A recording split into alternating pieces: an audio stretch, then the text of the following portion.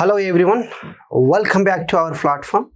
ఈరోజు ఈ వీడియోలో ప్రియాంబుల్, ప్రవేశిక, పీఠిక మనకి ఇండియన్ పాలిటీలో ఇంపార్టెంట్ చాప్టర్. చాలా చిన్న చాప్టర్ కానీ మార్క్స్ తప్పకుండా వస్తాయి.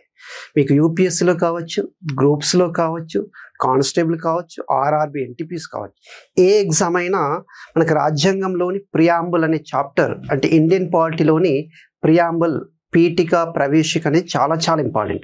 దానిపైన మనకు కొన్ని ఇంపార్టెంట్ ఎంసీక్యూస్ చూద్దాం. ఇవి మీకు అన్ని ఎగ్జామ్స్కు చాలా చాలా యూస్ఫుల్గా ఉంటాయి.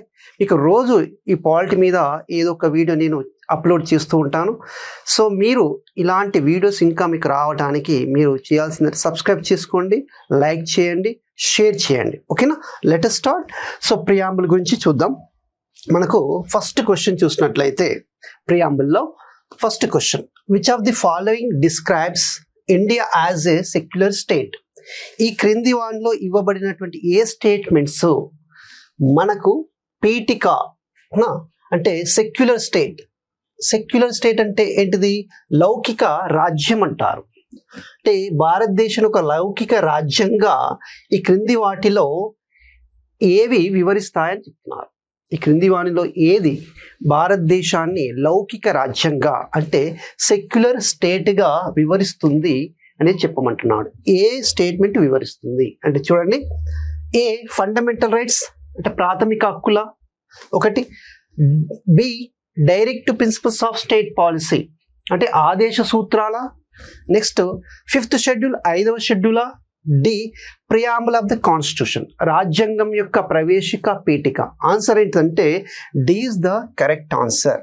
అంటే రాజ్యాంగం యొక్క ప్రవేశిక, పీఠిక అనేది మనకు లౌకిక రాజ్యం, సెక్యులర్ స్టేట్ గురించి చెప్తుంది. వాట్ ఈస్ సెక్యులర్ స్టేట్ అంటే నాన్ రిలీజియస్ ఫీలింగ్ అంటారు, అంటే మత ప్రమేయం లేని రాజ్యం. అవునా కదా? సెక్యులర్ స్టేట్ అంటే ఏంటిది? ఇక్కడ సెక్యులర్ అంటారు. సెక్యులర్ అంటే మీన్స్ నాన్ రిలీజియస్ ఫీలింగ్ అనమాట. Non religious feeling, yes feeling. అంటే according to Indian constitution all religions are equal. All religions are equal, అన్ని మతాలు సమానమని రాజ్యాంగం చెప్తుంది. ఈ విషయాన్ని మనకు ప్రియాంబుల్లో పొందుపరచడం జరిగింది. సో ఇంకా ఏం చెప్తుంది?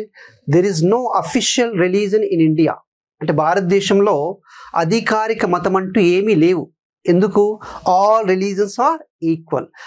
ఐదర్ ఇక్కడ కానీ మనకు మెజారిటీ, మైనారిటీ ఉండొచ్చు, కానీ ఒక మతం ఎక్కువ, ఒక మతం తక్కువ అనేటువంటి ఫీలింగ్ అనేది లేకపోవటమే. అంటే అన్ని మతాలు సమానం అనే ఫీలింగ్ ఇచ్చేదాన్నే ఏమంటారు? సెక్యులర్, లౌకిక అని చెప్తుంటారు. ఇలాంటి మీనింగ్ ఏమిస్తుంది సార్? ఏది ఇస్తుందంటే ప్రియాంబుల్ ఆఫ్ ద కాన్స్టిట్యూషన్ అనేది ఇస్తుంది. Simple, non religious feeling, all religions are equal, there is no official religion in India is the preamble of the constitution అనేది ఇక్కడ మీరు అబ్జర్వ్ చేయాలి. So answer is the D is the correct answer. Okay, done. Second question, which of the following amendment, which of the following amendment acts as the, ఇక్కడ ఏంటంటే భారత రాజ్యాంగంలో పీఠికను సవరించిన రాజ్యాంగ సవరణ. అంటే ఇక్కడ కొద్దిగా మిస్టేక్ పడింది. Which of the following amendment amended the preamble of the Indian constitution? ఈ క్రింది వానిలో ఏ అమెండ్మెంట్, ఏ రాజ్యాంగ సవరణ మనకు పీఠిక, ప్రవేశికను, ప్రియాంబుల్ను సవరించింది అంటున్నాడు. Which of the following amendment amended the preamble అంటున్నాడు. అంటే ఏది ప్రియాంబుల్ను సవరించింది అని చెప్తున్నాడు. చూడండి, ఏ 44th కాదు, 44th అమెండ్మెంట్ కాదు. B 42nd, C 56th, D it has never been amended. ఈ 4 స్టేట్మెంట్లో ఏది కరెక్ట్ అంటే 42nd అమెండ్మెంట్ యాక్ట్ ఆఫ్ 1976. గుర్తుపెట్టుకోండి, 1976లో వచ్చినటువంటి 42nd కాన్స్టిట్యూషనల్ అమెండ్మెంట్ యాక్ట్ అనేది మనకు ప్రియాంబుల్ని సవరించడం జరిగింది. ఇప్పటి వరకు ఎన్నిసార్లు సవరించబడింది అంటే ఒకే ఒకసారి. The preamble to the constitution has been only once amended by 42nd constitutional amendment act of 1976. అంటే ఇప్పటి వరకు రాజ్యాంగంలో ఉండే ప్రియాంబుల్ను ఒక్కసారి అంటే 1976లో 42వ రాజ్యాంగ సవరణ ద్వారా సవరించడం జరిగింది. మీకు ఇంకొక క్వశ్చన్ అడుగుతారు, ఈ చట్టము ఎన్ని పదాలను ప్రియాంబుల్కు యాడ్ చేయడం జరిగింది? మరి సవరణ అంటే ఏంటిది? యాడ్ చేయటము లేదా తీసివేయటము, ఏదో ఒకటి జరగాలి కదా. సో ఈ 42వ రాజ్యాంగ సవరణ ప్రియాంబుల్కు 3 పదాలను యాడ్ చేయడం జరిగింది. ఒకటి సోషలిస్ట్, రెండవది సెక్యులర్, మూడవది ఇంటెగ్రిటీ. అవునా కదా? ఇలా 3 పదాలను, సోషలిస్ట్, సెక్యులర్ మరి ఇంటెగ్రిటీ అనేటువంటి 3 పదాలను రాజ్యాంగంలోని ప్రియాంబుల్కు యాడ్ చేయడం జరిగింది. అంటే ఒక రకంగా 76లో 42వ రాజ్యాంగ సవరణ ప్రియాంబుల్ని సవరించింది, ఒక్కసారి సవరించింది. అదొకటి మాత్రం మీరు గుర్తుపెట్టుకోవాలి. So answer is the 42nd amendment act of 1976 అనేది ఇక్కడ మీరు గుర్తుపెట్టుకోవాలి. It is the correct answer. Next third question, the supreme court held that the preamble is not a part of the constitution in which of the following cases. ఏమంటున్నారు? ఈ క్రింది ఏ కేసులో preamble ప్రవేశిక అనేది రాజ్యాంగంలో భాగం కాదు అని సుప్రీంకోర్టు తీర్పునిచ్చింది? ఏ కేసులో అలా తీర్పునిచ్చింది అని చెప్తున్నారు. గుర్తుపెట్టుకోండి. ఏం ఇచ్చాడు? Berubari union case 1960, next Unni Krishnan versus union of India, Minerva mill versus the union of India, next Sunil Batra versus Delhi government. ఈ 4 ఏది కరెక్ట్ అంటే first A, Berubari union case is the correct answer. In this case supreme court said that preamble is not part of Indian constitution. ఎందుకు sir అంటే it is only introductory part of the statement అనమాట. Introductory statement అంటే only ఒక పరిచయం లాంటిది, కానీ ఇది preamble భాగం కాదని చెప్పారు. అంటే it is only introductory statement without legal authority, అంటే కేవలం పరిచయం లాంటిది. సో ప్రియాంబుల్ అనేది, ప్రవేశిక అనేది రాజ్యాంగానికి పరిచయం లాంటిది కదా, ముందు మాట లాంటిది.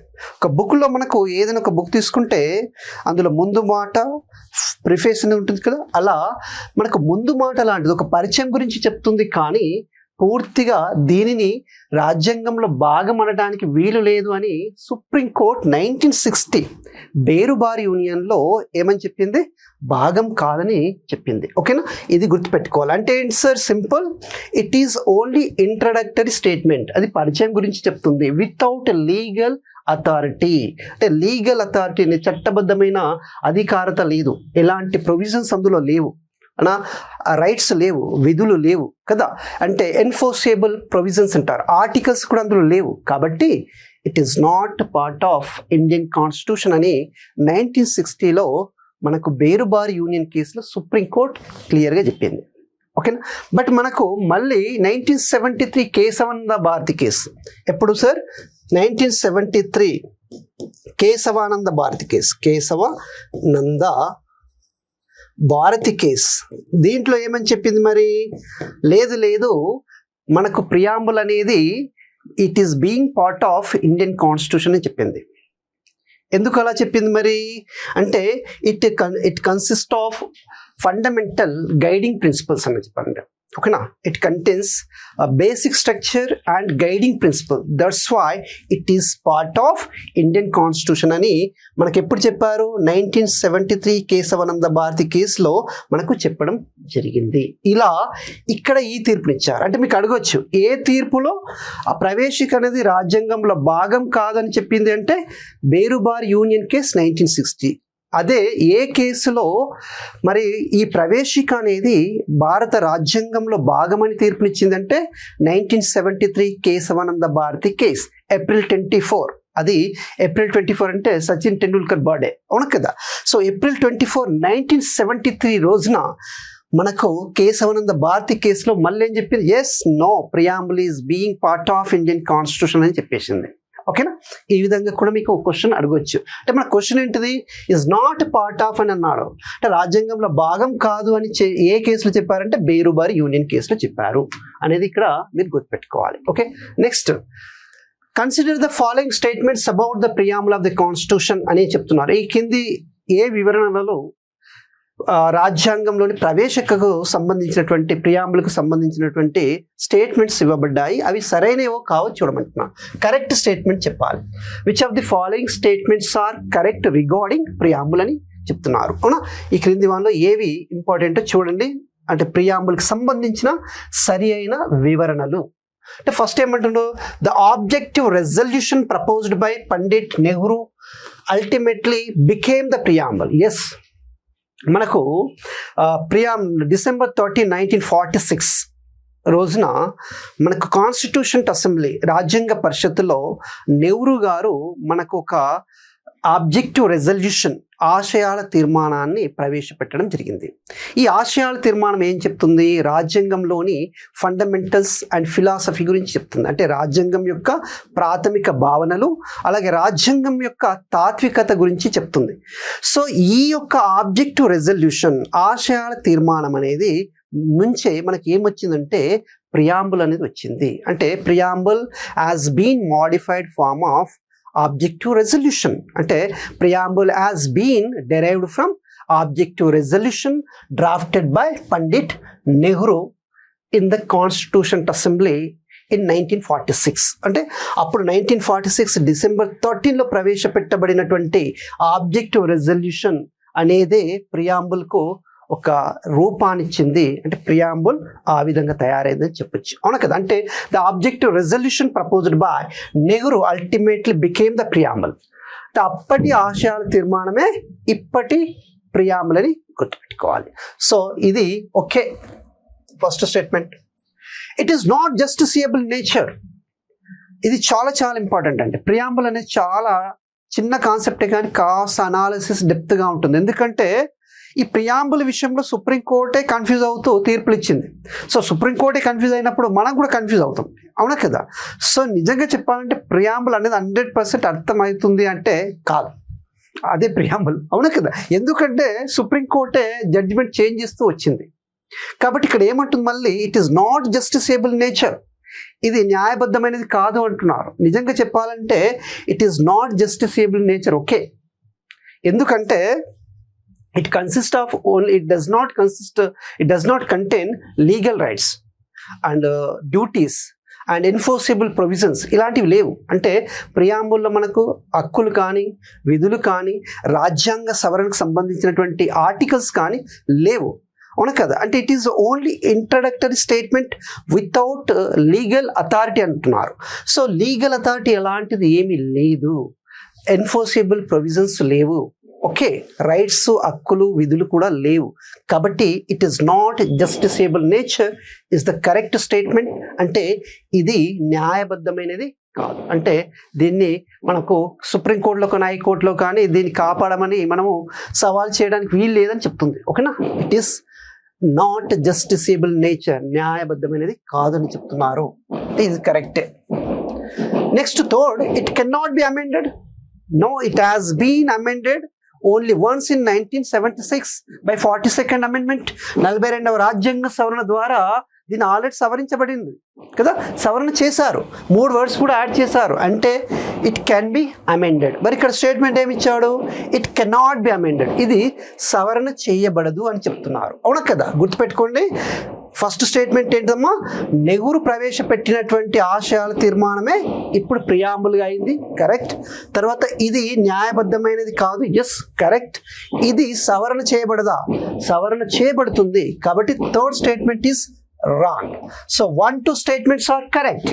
So A is the correct answer. అవునా? 1, 2 కరెక్ట్. అవునా కదా? ఇక్కడ ఏమంటున్నాడు? కరెక్ట్ స్టేట్మెంట్స్ చూడాలి. 1, 2, 3 కాదు, 2, 3 కాదు, ఆల్ ఆఫ్ ది అబోవ్ కాదు. Only A is the correct answer అని గుర్తుపెట్టుకోవాలి. Okay, next. The preamble of the Indian Constitution, originally adopted on 26 November 1949, did not include the terms. అంటే మనకు ఒరిజినల్ కాన్స్టిట్యూషన్ అంటే ఏంటిది? నవంబర్ 26, 1949. అలాగే మనము జనవరి 26, 1915 కూడా అనుకోవచ్చు. ఓకేనా? సో నవంబర్ 26, 1949 అప్పుడు మనకు ప్రియాంబుల్ అయింది. ప్రియాంబుల్లో మరి ఎలాంటి కొన్ని వర్డ్స్ లేవు. ఓకేనా? ఈ క్రింది వాణిలో ఏ పదాలు ఒరిజినల్ కాన్స్టిట్యూషన్లో మనకు ఒరిజినల్ కాన్స్టిట్యూషన్ సంబంధించినటువంటి ప్రియాంబుల్లో ఈ 3 పదాలు ఏ పదాలు లేవని అడుగుతున్నారు. చూడండి, సోషలిస్ట్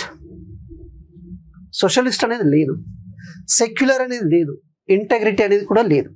అవును కదా? అంటే ఈ మూడు పదాలు సోషలిస్ట్ కానీ, సెక్యులర్ కానీ, ఇంటెగ్రిటీ కానీ, ఈ మూడు పదాలు ఎప్పుడు యాడ్ చేశారు?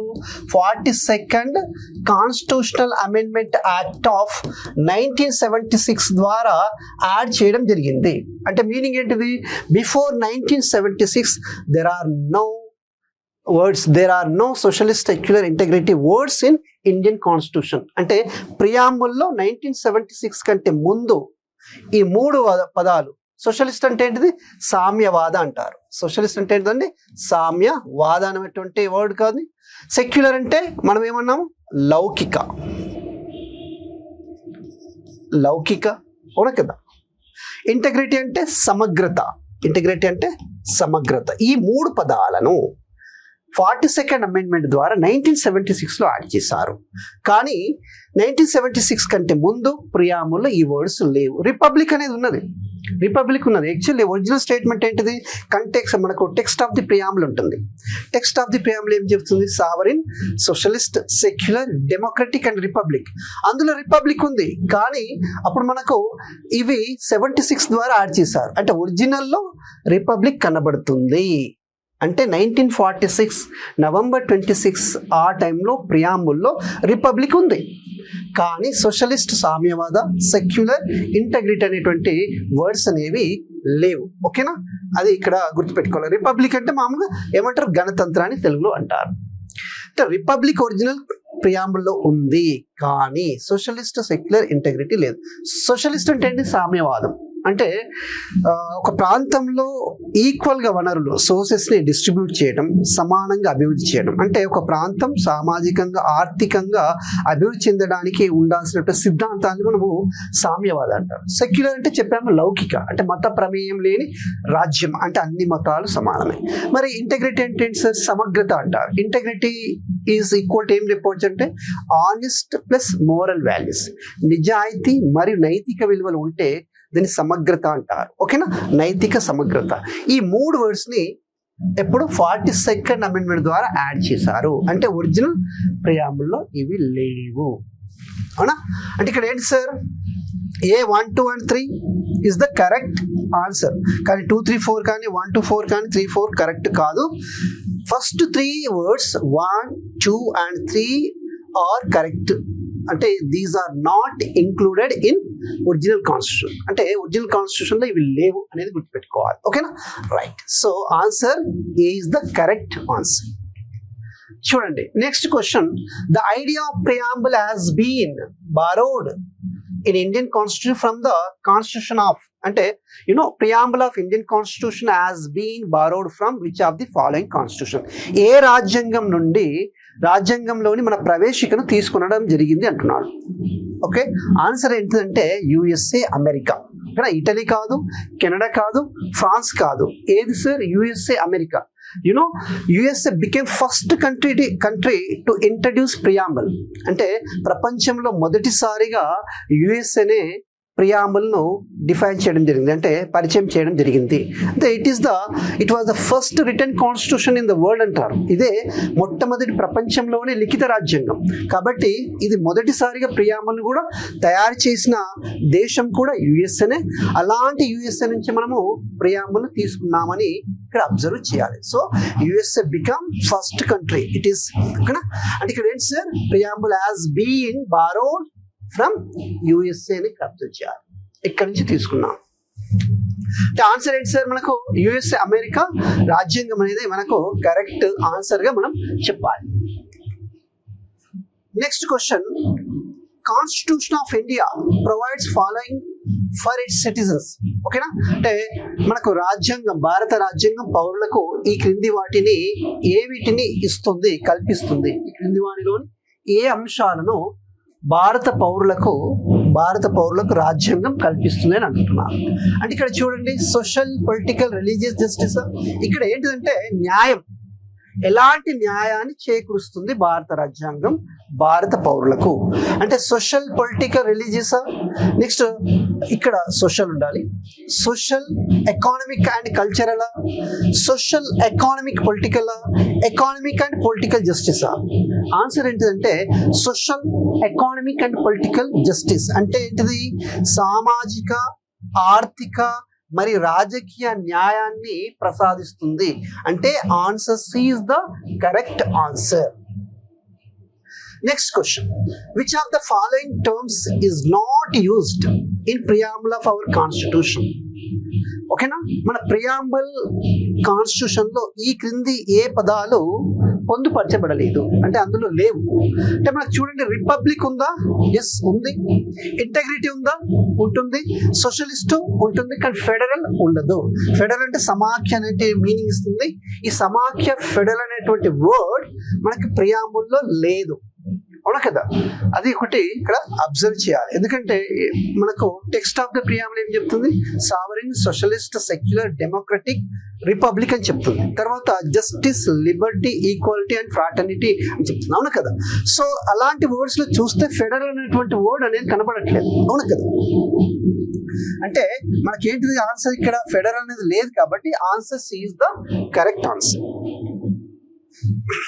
Next, which one of the following liberties is not embodied in the preamble to the constitution? ఈ క్రింది వాణిలో లిబర్టీ అంటే స్వేచ్ఛకు సంబంధించిన కొన్ని పదాలు అనేవి మనకు ప్రియాంబుల్లో పొందుపరచబడలేదు అని చెప్తున్నారు. అంటే భారత రాజ్యాంగ ప్రవేశికలో ఈ క్రింది ఏ స్వేచ్ఛ గురించి ప్రస్తావించలేదు అని చెప్తున్నారు. ఏంటిది? లిబర్టీ ఆఫ్ థాట్, ఎస్ ఉంటుంది. లిబర్టీ ఆఫ్ ఎక్స్ప్రెషన్ ఉంటుంది.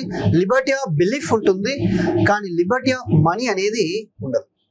లిబర్టీ ఆఫ్ మనీ లేదు. అంటే ఏంటి? జనరల్ గా మనకు ప్రియాంబుల్లో liberty of thought, expression, belief, faith and worship ఈ యొక్క స్టేట్మెంట్ ఉంటుంది. అందులో మనకు లిబర్టీ ఆఫ్ మనీ అంటే ఆర్థిక స్వేచ్ఛ, ధన స్వేచ్ఛ అనేది లేదు. అంటే answer D is the correct answer. ఓకేనా? Next, consider the following statements in regard to the preamble అని అంటున్నారు. అంటే ఈ క్రింది వాటిలోని కొన్ని స్టేట్మెంట్స్ ప్రవేశిక సంబంధించి ఏవి చూడాలి? Correct statements. అవునా? భారత రాజ్యాంగ ప్రవేశికకు సంబంధించి సరి అయిన వాక్యాలు ఏవి అని అడుగుతున్నారు. C, it provides political equality to the citizens. ఏమను? పొలిటికల్ ఈక్వాలిటీ మనకు గుర్తుంటే జస్టిస్. అవునా? మనకు ఏంటంటే జస్టిస్, లిబర్టీ, ఈక్వాలిటీ, ఫ్రాటర్నిటీ, అందులో ఈక్వాలిటీ ఉంటుంది. అంటే పొలిటికల్ ఈక్వాలిటీ అనేది ఉంది. పొలిటికల్ ఈక్వాలిటీ ఉందంటే రాజకీయ సమానత్వం ఉంది. Yes. It provides liberty of faith to the citizens. Yes. మనకు విశ్వాసంలో స్వేచ్ఛను కూడా పౌరులకు ఇస్తుంది. అలాగే రాజకీయ సమానత్వాన్ని కూడా ఇస్తుంది. Okay. Next, it is given by the citizens of India to them selves. అంటే భారత పౌరులు తమకు తాము దీన్ని తీసుకోవడం జరిగింది. అంటే దీనిని భారత పౌరులు తమకు తామే ఇచ్చుకున్నారు. ఎస్, ఇది కూడా కరెక్టే. అంటే సింపుల్ 3 స్టేట్మెంట్లు కరెక్ట్. అంటే ఆన్సర్ డి 1, 2 and 3 ఈ 3 స్టేట్మెంట్ మనకు కరెక్ట్ గా ఉన్నాయి. సో ఇవి మనకు ప్రియాంబుల్లోని ముఖ్యమైనటువంటి ఎంసిక్యూస్. ఇవి అన్ని ఎగ్జామ్స్ కు చాలా చాలా యూస్ఫుల్ గా ఉంటాయి. ఓకేనా? సబ్స్క్రైబ్ చేసుకోండి, లైక్ చేయండి, షేర్ చేయండి. Thank you so much.